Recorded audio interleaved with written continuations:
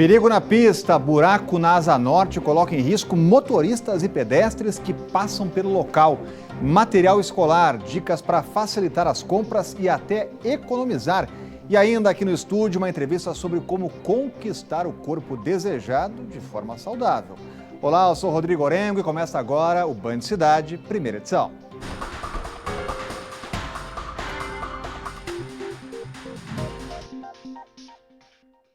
Andar pelas ruas do plano piloto, em alguns casos, pode ser uma verdadeira armadilha. É preciso atenção redobrada por causa dos buracos que muitas vezes surgem do nada. Foi o que aconteceu na Asa Norte. Um buraco no meio da pista, no meio do asfalto, na 710, está deixando pedestres muito preocupados. Há 2 dias, o Luciano notou um buraco no meio da pista em frente à loja onde ele trabalha. De perto, o comerciante percebeu que o asfalto estava cedendo e que por dentro do buraco a situação era preocupante. Porque quando a gente imagina um buraco pequeno, quando a gente olha o que tem dentro, né, a chance de desmoronar aí está grande. Dá até para ouvir o barulho da água que corre por dentro do buraco. Barulho de água aí dentro. Situação perigosa, justamente em uma das vias mais movimentadas da capital. Se o problema não for resolvido logo, o medo é que uma tragédia possa ocorrer por aqui. Acontecer alguma coisa aqui com um carro nosso, carro de cliente, né, queira ou não, se acontecer alguma coisa vai fechar a rua e é um prejuízo a mais pra gente aí, né? No início da manhã desta quinta-feira, uma equipe técnica da Nova Cap vistoriou o local, mas nenhuma sinalização ou isolamento foi feito. Em nota, a Nova Cap informou que após uma vistoria técnica, concluiu que o asfalto cedeu por conta do rompimento de um ramal de drenagem, mas garantiu que o buraco não oferece riscos aos pedestres e motoristas. Afirmou ainda que uma equipe vai fazer os reparos necessários amanhã, já que hoje há previsão de chuva. E a Polícia Civil analisa vídeo do circuito de segurança de um posto de gasolina na Candangolândia. As imagens podem ajudar a esclarecer o assassinato de Larissa Maciel, de 23 anos. Ela foi encontrada morta nesta semana na tenda de uma igreja evangélica. Foi dentro dessa tenda de uma igreja evangélica que o corpo de Larissa Francisco Maciel, de 23 anos, foi encontrado. Ela foi deixada nessa espécie de altar completamente nua, com sinais de estrangulamento e com marcas de queimadura pelo corpo. De acordo com a família da jovem, Larissa era tranquila e não tinha qualquer histórico de violência ou de inimizades. Só que na noite do crime, ela teria chegado em casa agitada e com a roupa toda suja de terra, como se tivesse participado de uma briga. O tio de Larissa, Edivaldo Santos, falou com a nossa equipe por telefone. Ele ainda não acredita no que aconteceu e tenta achar explicações para a morte da sobrinha. A pessoa amorosa, não tinha rixa com ninguém, não tinha inimizade, né? Assim, nem namorada ela não tinha. Então por isso que a gente ficou assim assustado, porque foi realmente uma situação surpresa para nós. Né? Ela chegou com a roupa meio suja em casa, assim, há evidências de houve uma luta corporal, porque a roupa estava suja pelas costas, né? Tipo assim, como ficou rolando pelo chão. E também ela chegou e ficou inquieta, né? Ficou assim, pensativa, inquieta. Aí resolveu trocar de roupa e sair de novo, igual das 9 horas da noite. Larissa trabalhava na região da Candangolândia como diarista. A família disse que a mãe da jovem está muito abalada e não sabe se vai voltar a morar na região. Todos pedem por justiça. Se fosse uma pessoa ruim, mesmo assim a gente não quer que morra, né? Mas uma pessoa igual ela, o sentimento é de perda mesmo. Realmente uma grande pessoa assim da família que perdeu e foi muito ruim. Por meio de nota, a Polícia Civil aqui do Distrito Federal informou apenas que investiga o caso como feminicídio. Se for isso mesmo, será o primeiro deste ano no DF. Em 2019, foram 34 crimes desse tipo, um aumento de 62% em relação a 2018. Até o momento, ninguém foi preso e o motivo da morte também não foi esclarecido. E foram publicadas hoje no Diário Oficial da União as novas regras para a cirurgia de transição de gênero. A portaria do Conselho Federal de Medicina amplia o acesso ao procedimento e também ao atendimento na rede pública. Os detalhes estão chegando ao vivo com a Renata Dourado, já está com a gente por aqui. Muito boa tarde, Renata. E o que vai mudar na prática com essa novidade, hein, Renata? Rodrigo, muito boa tarde para você, uma ótima tarde para todos que estão aí nos acompanhando, um assunto muito importante, muito complexo também. Então, essa portaria que foi divulgada hoje, ela é fruto de debates, de anos de estudo, de pesquisas por parte dos especialistas. Então, entre as mudanças estão o seguinte, é aquela terapia hormonal que muitas vezes, e é para isso, né, para mudar a característica física da pessoa, ela não pode ser realizada com pessoas que tenham menos de 16 anos de idade. Então, a partir apenas de 16 anos. A cirurgia propriamente dita, e aí a gente faz um parêntese, o nome de cirurgia para mudança de sexo não se usa mais. Então, o nome correto é cirurgia de afirmação ou de adequação. Então, essa cirurgia ela só pode ser realizada com pessoas acima ou a partir de 18 anos de idade. Mas é claro que antes do próprio tratamento hormonal, a terapia hormonal e da própria cirurgia mesmo, é feita toda uma análise com esse paciente. Então ele passa por uma equipe multidisciplinar, com avaliação de vários e diversos especialistas. Uma vez feita a cirurgia, essa pessoa ela passa por um acompanhamento periódico por um período de 1 ano. Também está previsto o acompanhamento por parte dos familiares. Então esses familiares também terão acesso a vários especialistas familiares das pessoas que passam, portanto, por essa cirurgia, por esse procedimento. Reafirmando, então, crianças e jovens considerados transgêneros, eles vão ter também todo um acompanhamento. Obviamente que não vão poder passar por nenhum procedimento, nenhuma terapia hormonal, muito menos uma cirurgia, mas vão ter acesso ao acompanhamento. Esse termo que foi divulgado hoje, essas normas, essas regras, elas também trazem termos, explicam termos, por exemplo, o que é expressões transexuais, transgêneros e travestis. A gente lembra que essa cirurgia começou a ser realizada aqui no Brasil no final da década de 90. No entanto, ela foi adequada, ou melhor, o SUS começou a fazer, o Sistema Único de Saúde começou a fazer cirurgia a partir de 2008. E é muito importante, Rodrigo, porque não raro a gente acompanha, sabe, aí de casos de pessoas que fazem essa terapia hormonal por conta própria, usam medicamentos por conta própria, ou mesmo vão até clínicas clandestinas fazer qualquer procedimento, colocando em risco a própria vida. Então, é o Estado dando uma resposta para essas pessoas e dizendo, olha, vocês não são invisíveis, né? Nós enxergamos vocês e, de uma certa forma, estamos aqui para te apoiar também. Rodrigo. Obrigado, Renato, trazendo mudanças importantes. Sérgio Amaral já com a gente para comentar. Sérgio, a gente sabe que esse assunto ele sempre gera embates acalorados aí no mundo político, mas esse é um assunto político ou técnico? Olha, é muito mais técnico, né? E essa adoção dessas novas regras pelo Conselho Federal de Medicina veio em boa hora. Boa hora não, já veio com algum atraso, na verdade, né? Porque traz à luz, traz para o mundo real uma coisa que já existia há muito tempo. Pessoas que querem fazer a cirurgia, que querem fazer essa readequação de gênero ou mudança de sexo, né?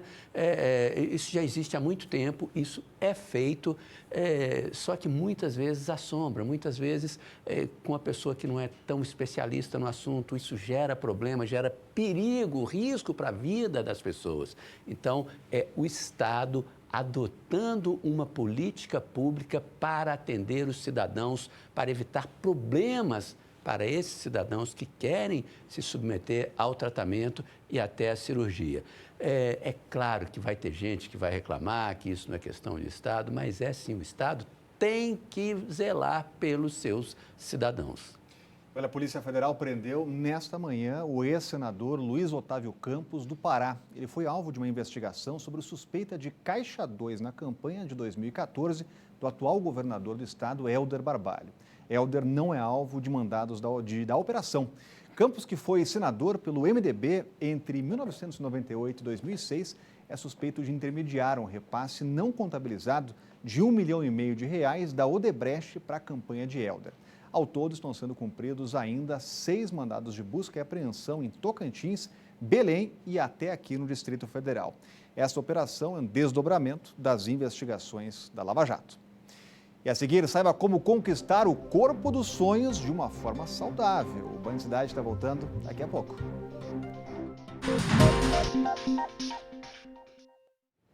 Foi dada a largada para o Projeto Verão. Alguns prometem começar a se exercitar, outros têm dificuldade para retomar os treinos depois do período de festas.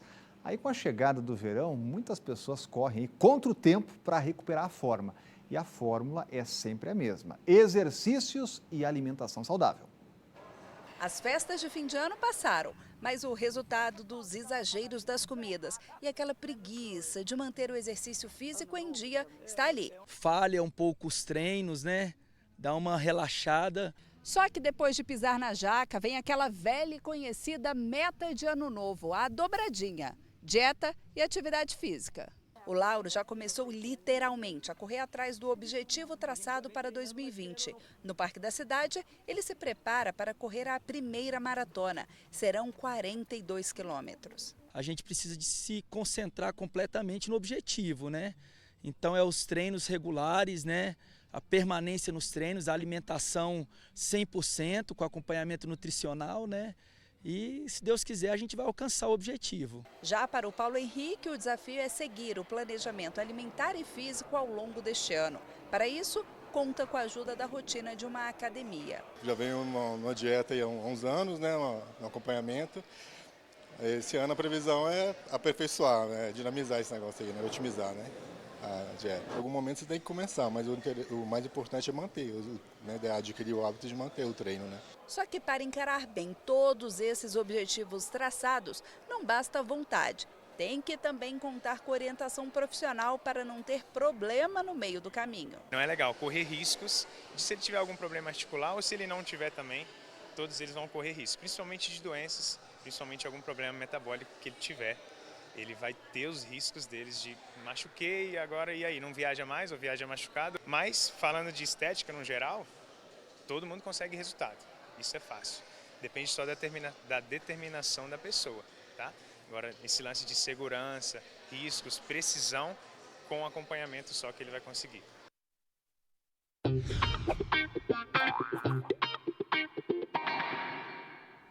Pois é, para emagrecer ou conquistar o corpo dos sonhos é preciso disciplina e a orientação de um profissional, que isso é importantíssimo. Nada de dietas malucas que podem prejudicar a sua saúde. E para conversar sobre esse assunto, nós convidamos a nutróloga Juliana Tepedino, está com a gente. Obrigado pela presença aqui no Banho de Cidade. Boa tarde, obrigada pelo muito convite. Boa tarde. A gente sabe que nessa época do ano surgem aí dietas malucas, mas é importante ter cuidado, né? É importante ter bastante cuidado, até porque essa é a época do ano onde a gente vê maior abandono nos tratamentos continuados de saúde. Essa é uma estatística que a gente vê em alguns estudos científicos, onde a gente vê que os tratamentos de obesidade e sobrepeso, nessa época pós-festas, é a época onde há mais abandono dos tratamentos. Às vezes, pelo aumento do peso associado ao ganho de peso associado a essas festas, os pacientes tendem a abandonar os tratamentos que eles já estavam fazendo e tendem a recorrer a dietas de moda, a dietas da internet, que podem ser dietas extremamente desbalanceadas e trazendo risco. Muitas vezes as pessoas acompanham e seguem os ídolos, né? Veem lá umas propagandas, recebem no WhatsApp. Doutora, dessas dietas, você pode explicar algumas aí que já surgiram no consultório? Então, a gente tem bastante dietas, inclusive bastante anedóticas, assim, de forma geral. A gente teve uma dieta há pouco tempo trazida ao nosso consultório, onde o paciente não podia comer nenhum tipo de alimento branco, por exemplo. E ele veio me questionar por que ele não poderia comer couve-flor. Então, a gente vê que existem vários tipos de dieta extremamente desbalanceadas. E o que isso traz de riscos para a nossa saúde? Riscos realmente reais. Tive pacientes, infelizmente, que tiveram deficiências graves, por exemplo, de cálcio, causando perdas de dente. Tive pacientes que tiveram fraturas graves, ósseas, inclusive descendo os degraus de escada. Tive pacientes já que tiveram problemas para caminhar, que tiveram problemas de pele muito grave. Então, a gente sabe que quanto mais desbalanceada a dieta, maiores são os riscos de saúde. E por isso a importância de fazer uma orientação nutricional bastante adequada para aquela situação, principalmente quando há doenças associadas àquele caso. Agora, quando as pessoas vão entrar aí nesse mundo da dieta, o que não pode faltar, que não pode ser absorvido pelo nosso organismo e pode gerar um risco grande? Então, a gente tem 2 grandes grupos de nutrientes que a gente chama, de forma geral, macro e micronutrientes, mas conhecidos pela população como carboidratos, proteínas e gorduras e as vitaminas e minerais de forma geral. Uma dieta bem balanceada, ela é bem estruturada nessas substâncias. E para a população geral, quem pode fazer isso de boa forma é o profissional que é o nutricionista. Quando um paciente tem um problema de saúde mais grave, onde a gente precisa balancear essa alimentação junto com uma doença que possa estar acarretando excesso ou deficiência de alguma dessas substâncias, o profissional nutrólogo pode ajudar bastante. De forma geral, o importante é ter educação nutricional. Eu acho que a educação nutricional é uma coisa que falta para a nossa população de forma geral e até por isso que a gente recorre a essas dietas da moda, a água com limão, a retirar uma proteína, a colocar uma gordura como forma mágica de ter um resultado rápido. E não tem mágica. Muito obrigado, doutora, pela presença aqui no Band Cidade. Obrigada a você. Fico alerta para você. E olha, um dos monumentos mais conhecidos de Brasília passa por dificuldades. É o Santuário Dom Bosco, que precisa de ajuda para restaurar os famosos vitrais azuis, marca registrada da igreja e também de Brasília. Os vidros são de 63 e nunca passaram por uma reforma geral. E o santuário tem 80 colunas decoradas por vitrais em 12 diferentes tonalidades da cor azul. São necessários 7 milhões de reais para deixar tudo como era antes. 12 tonalidades de azul. O Santuário Dom Bosco impressiona e encanta quem entra para fazer orações e ainda admirar os famosos vitrais do espaço. Só que os vitrais já estão apresentando sinais de que o tempo está cobrando preço. 20% deles já estão danificados e devem ser substituídos. O restante precisa de manutenção urgente. E tudo isso custa bem caro, cerca de 7 milhões de reais. Muitos vitrais que são da década de 1970 estão quebrados, trincados ou fora do padrão. Para arrecadar a quantia milionária, a paróquia resolveu pedir a ajuda da comunidade e criou uma vaquinha online. A gente quer realmente que essa mobilização que nós estamos pensando em realizar seja uma coisa constante, porque não é somente recompor os vitrais, eles só chegaram a esse ponto por causa da falta de recursos para mantê-los, né? O seu Edivaldo trabalha há 20 anos na manutenção do santuário. É uma coisa que a gente vê que a gente não pode fazer nada, né? Que não tem mais reposição e os que tinha a gente já usou todos. Aí não tem mais. Se quebrar um vidro de baixo, aí você coloca. Se quebrar um lá em cima, não tem como colocar, que não dá. A tonalidade é diferente. Chegar vai ser uma boa, né? Há muito tempo a gente está esperando por isso, para a gente ver o santuário de novo do jeito que era antes, né? O santuário foi eleito uma das 7 maravilhas de Brasília. Ao todo, são 80 colunas de 16 metros, além dos famosos vitrais. E ainda tem um imponente lustre de 3,5 metros de altura, formado por mais de 7 mil peças de vidro murano, simbolizando Jesus, a luz do mundo. Uma verdadeira obra de arte. Nós recebemos mensalmente vários estudantes de arquitetura de Paris e outras localidades da Alemanha. Então é um lugar que as pessoas vêm não somente para rezar, não somente para fazer a sua experiência com Deus, mas também é um lugar então que chama a atenção pela sua beleza. E para ajudar o projeto com qualquer doação, basta ligar para os telefones 3223-6542 ou 3323-5562. Sérgio Amaral, a gente estava vendo as imagens, são belíssimas, marca de Brasília, a gente não pode perder isso, Sérgio. De jeito nenhum. O Rodrigo mostrou aí na reportagem, né, Rodrigo, que o Santuário Dom Bosco é uma das 7 maravilhas de Brasília. Para muita gente é a primeira, é lindíssimo, não tem quem não se encante quando chega ali no Santuário Dom Bosco. A gente que mora em Brasília e que vai lá muitas vezes, a cada vez é um espanto, né? Como diria o nosso poeta gaúcho, né? O Quintana.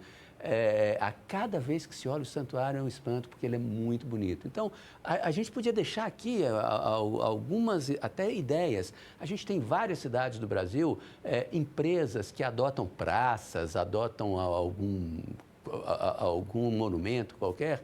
Por que não empresas ou entidades empresariais de Brasília se associarem, se juntarem para fazer isso aí? E aí do lado de fora coloca lá a empresa tal, a associação tal, contribuiu e contribui com a preservação desse patrimônio, que é um dos mais lindos de Brasília, sem dúvida nenhuma.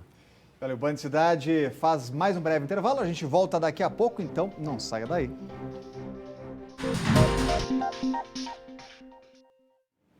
Em Ceilândia, uma aluna de autoescola ficou ferida por causa de um cerol. Foi durante uma aula no estacionamento do Abadião. E, de acordo com a PM, a mulher saltou da motocicleta que pilotava ao perceber uma linha com cerol. E, justamente, essa linha tinha cortado. A PM chegou a ser acionada, mas não localizou os adolescentes. A aluna teve ferimentos no tornozelo e um corte superficial no pescoço provocado pela linha de cerol. Olha o perigo. Olha, o ano começa e as despesas chegam batendo a porta. Uma das principais nesse período é a do material escolar. E para facilitar a vida dos pais, tem papelaria que faz tudo pela internet. E os sebos também continuam fortes para quem deseja economizar um pouco. Início de ano e mais uma vez começa aquela saga para comprar o material escolar. A Júlia foi esperta e se antecipou. Agora ela só tem que comprar poucos itens que não encontrou antes. Eu comprei na primeira semana de dezembro. Aí ficou faltando umas coisinhas, eu comprei depois. Igual Reis, minha escola pede muito, estou comprando para 2 crianças, então a gente compra por atacado também, sai mais em conta. Já a Renata está vivendo essa experiência pela primeira vez. Mesmo estreando, ela já deu um passo importante para conseguir reduzir os gastos da lista. Deixou os filhos em casa e foi sozinha escolher tudo. A gente que é mãe, né, quer tudo bonitinho também para eles, quer agradar, mas a gente também tem que dar uma equilibrada, né? Então, assim, eu já dei uma sondada, né, mais ou menos no que eles queriam, mas aí agora a gente tem que pegar e também colocar no papel, na ponta do lápis, porque a gente sabe que está tudo muito pesado, né? Mesmo assim, sentiu no bolso o peso de um artigo valioso. O livro. Até então eu pagava aquelas taxas de materiais coletivos na própria escola, né? E é a primeira vez que eu estou tendo que vir a uma papelaria, né? Relembrando os velhos tempos, quando eu vinha com a minha mãe, queria comprar tudo bonitinho, né? A borracha combinando com a mochila, com o caderno. Então, assim, eu estou sentindo realmente bastante, nos livros principalmente. Mas para isso existe uma alternativa, os livros usados. E nesse caso, o valor sai, em média, 50% mais barato do que um produto novo. A gente até pede e ensina, às vezes fala para os pais, para as crianças conservarem os livros, não riscarem, ter um cuidado maior, tendo em conta esse reaproveitamento futuro. E não tem desculpa para não deixar de recorrer aos livros que já passaram nas mãos de outros alunos. Não é, Gabriel? Porque de qualquer jeito é um livro. Agora, se os pais ou responsáveis querem mesmo comodidade e evitar papelarias cheias, a Larissa tem uma solução. Ela criou um projeto chamado Lista na Caixa, onde todo o material é selecionado sem que o comprador saia de casa. O comércio, o e-commerce tem crescido cada vez mais no mundo, né? Então a gente teve essa sacada. O pai está lá em casa, bonitinho, curtindo os filhos, a família, curtindo as férias. Ele tira 5 minutinhos do dia dele ali, vai entrar no site, listanacaixa.com.br. Tem várias listas de várias escolas já no nosso site. E se ele não encontrar, ele solicita, que a gente rapidinho providencia e entrega. Mas em todos os casos, para conseguir descontos e não ter que encarar filas nas lojas, quanto antes comprar o material, melhor. E agora o recado é para quem tem carro registrado aqui no Distrito Federal. Isso porque os boletos de IPVA não serão mais enviados pelos Correios e os contribuintes devem emitir tudo pela internet. Com isso, o GDF pretende economizar pelo menos 3 milhões de reais. Veja aí. Para emitir os boletos do IPVA de 2020, os contribuintes devem acessar o site da Receita do DF ou os aplicativos Economia DF, da Secretaria de Economia, do Banco de Brasília ou do Banco do Brasil. Todos estão disponíveis para os sistemas Android e iOS. Para ter acesso aos boletos, é necessário ter em mãos o número do Renavan do veículo. Quem não tiver acesso à internet pode receber a conta impressa diretamente nos postos do Na Hora ou nas agências da Receita do DF. O IPVA poderá ser pago em até 3 parcelas iguais ou em cota única. De acordo com o GDF, o envio dos boletos do IPTU não sofrerá alterações. Continua sendo pelos Correios. Aqui na Band, você sabe, tem um canal direto para entrar em contato com a gente, para mostrar aí o que acontece na sua região, mandar denúncias, os problemas onde você mora. O WhatsApp do Band Cidade é o 999769204. E o Band Cidade, primeira edição, vai ficando por aqui. A gente volta a se encontrar amanhã ao 12:30. Você fica agora com os donos da bola, a galera tá chegando. A gente volta amanhã. Tchau!